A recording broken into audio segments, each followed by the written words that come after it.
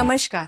Maharashtra handloom और कृष्णा जी के संघर्ष की कहानी को आगे बढ़ाते हैं और देखते हैं कि ये कहानी क्या नया मोड़ लाती है।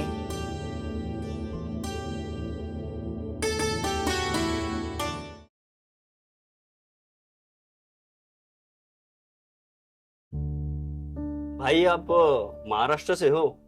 मैंने ऐसे बात करते हुए सुना आपके घर वाले बुनकर है क्या? हाँ हाँ, तुझे पता है किसी की बातें सुनना ना बुरी बात है।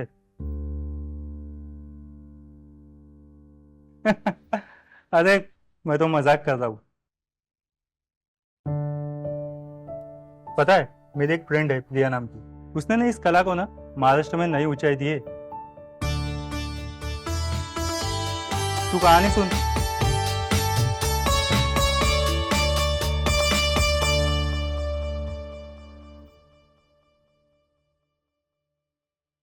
हाय रिया। हाय। कैसी हाय। हो? आज तो बड़ी सुंदर लग रही हो। ये हील्स मेरे पापा अमेरिका से लाए हैं एंड ये नेल पेन कोई आम नहीं है। वैसे टॉप तो अच्छा लग रहा है, क्या बात है? कुछ खास नहीं। जब मैं कह रही थी ना पिछले 4 दिनों से ऑफिस नहीं गई थी, पाँव में मोच आई थी। मोच नहीं थी, वैकेशंस पर मौज थी, मम्मी पापा के साथ गई थी। तुझे क्या लगा मैंने यकीन कर लिया था?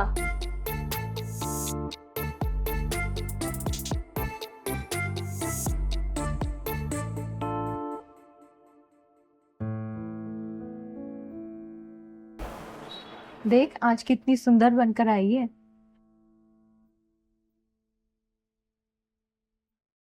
हाय अंकिता। हेलो। हमें भी तो पता चले कि आज ऐसा क्या खास है जो इतनी सुंदर लग रही है। ये मेरे पापा ले आए हैं। और हाँ, कह रहे थे ये कुर्ती बहुत खास है। अच्छा, तभी मैं सोचूं इसे तो किसी डिजाइनर ने ही बनाया होगा। देख, इसका फैब्रिक कितना सॉफ्ट है और इसकी डिजाइन कितनी बारीक। हाथ लगा कर देख, कितना सॉफ्ट है। ये बनाई है हमारे महाराष्ट्र के हैंडलूम कारीगरों ने। Look at the grace. Maharashtra के हैंडलूम कपड़े तो वाकई बहुत सुंदर होते हैं।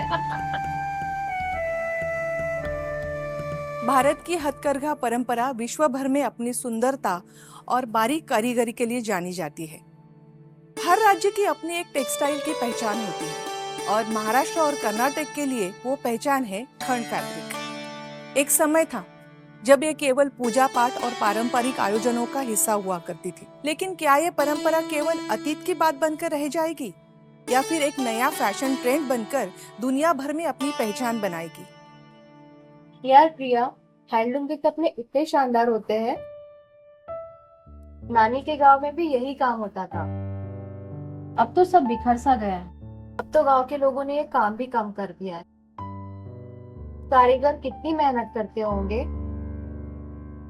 कपड़ा बुनने में कभी कभी 10 दिन लग जाते हैं। आजकल कितने खर्चे होते हैं। बच्चे भी स्कूल जाते हैं, उनकी फीस पता नहीं कैसे मैनेज करते होंगे। क्यों ना अपने महाराष्ट्र की इस कला को पूरे दुनिया भर में दिखाते हैं। हाँ, मैं नानी से मिलती हूँ और उनसे इसकी सारी बात समझती हूँ और उनको समझाती हूँ कि महाराष्ट्र की इस कला को देश ही नहीं पूरे विश्व भर में हम कैसे मशहूर कर सकते हैं। श्योर।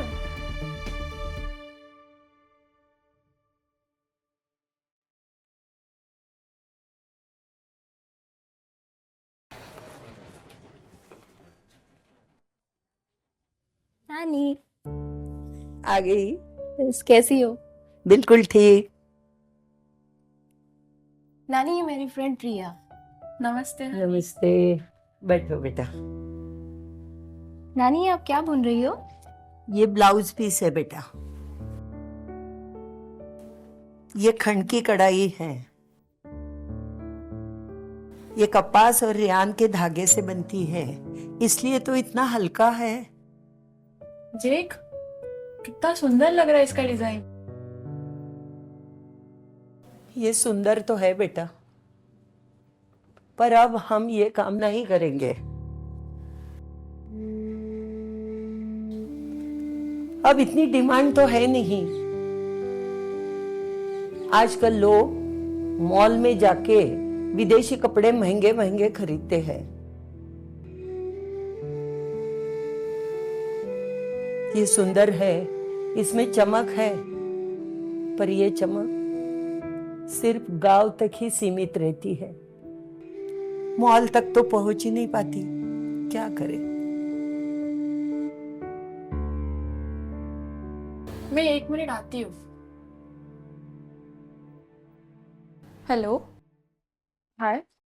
हाँ अंकिता, तू मुझे रिसर्च करके बता कि मुंबई में कौन कौन से बड़े बड़े फैशन स्टोर्स हैं,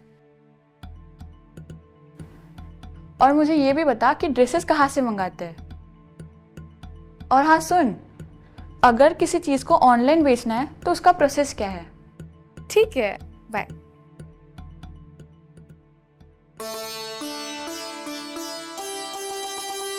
सर, महाराष्ट्र हैंडलूम कॉर्पोरेशन का मुख्य उद्देश्य क्या है? महाराष्ट्र हैंडलूम कॉर्पोरेशन 1971 में स्थापित हुआ था। उसका मुख्य उद्देश्य ये है कि रोजगार बढ़ाना, और खास उन लोगों के लिए जो सहकारी समिति से जुड़े नहीं हैं। सरकार बुनकरों को क्या क्या संसाधन प्राप्त करवा रही है? केंद्र शासन की NSDP योजना है, समर्थ योजना है, उसके तहत बुनकरों को हथकरघा देना, उनके जुड़े हुए साहित्य देना, ये सब काम करा। इन हैंडलूम कॉर्पोरेशन को मार्केट करने की सुविधाओं के लिए क्या क्या करते हैं? महाराष्ट्र हैंडलूम कॉर्पोरेशन की खुद की एक वेबसाइट है, myhandloom.com।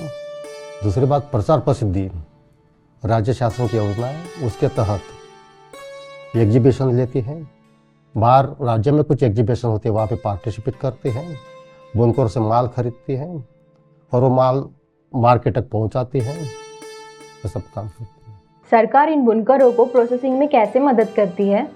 हथकरघा के ऊपर कपड़ा बनने के बाद वो पहनने लायक डायरेक्ट नहीं होता, उसके लिए प्रोसेस करना जरूरी होता है। उसको धोना, रंगाई करना, प्रेस करना, इसके खास यूनिट है, उनके तहत उसकी क्वालिटी जांची जाती है और आकर्षकता बढ़ाई जाती है। बुनकरों को आधुनिक तकनीक से कैसे रूबरू करवाया जा रहा है?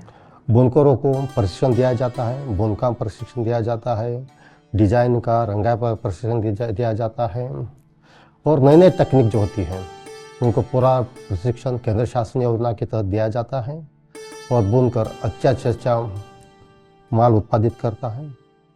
सरकार बुनकरों को मुद्रा लोन दिलवाने में कैसे मदद करती है? मुद्रा लोन एक गवर्नमेंट केंद्र शासन की बहुत बड़ी योजना है, उसके तहत बुनकरों के लिए वर्किंग कैपिटल प्राप्त होता है, उसके तहत अपना माल खरीदी कर सकता है वो।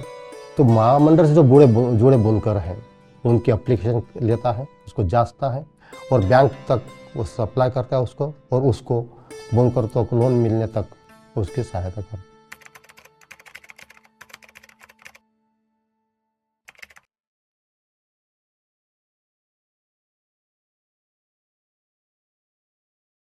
यार, ये गंगाधर जी ने कमाल की बातें बताई है। एग्जैक्टली। हेलो। हाँ सुन, मैंने सारी रिसर्च कर ली है। मैंने कुछ बड़े मॉल्स और मार्केटिंग एजेंट से बात की है जो हैंडलूम उत्पादनों को डील करते हैं। उनको तो सामान समय पर मिल ही नहीं पाता। वो कह रहे थे कि बीच में कुछ ज्यादा ही लेयर्स होते हैं जो हैंडलूम को मॉल तक पहुंचने में बहुत महंगा कर लेते। लेकिन ना, अब ऐसा नहीं होगा। ओह। ठीक है।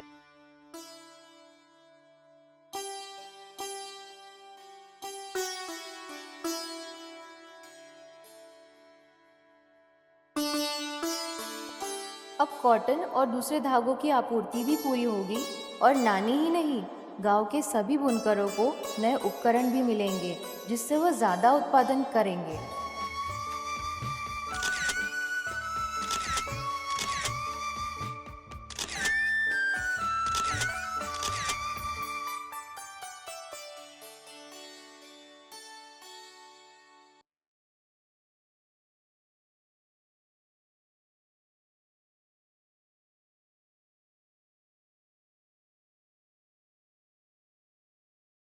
हेलो।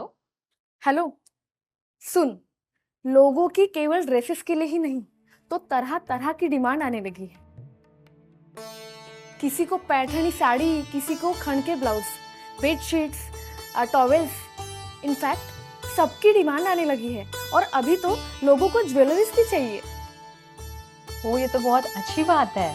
हाँ,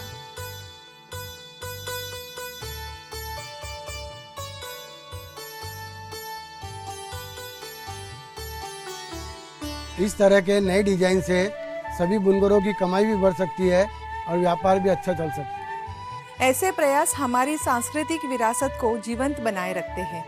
इन सभी को नए डिजाइन सीखने होंगे ताकि इनके उत्पाद बाजार में टिक सके। हाँ, अब हमारा काम आसान हो गया है।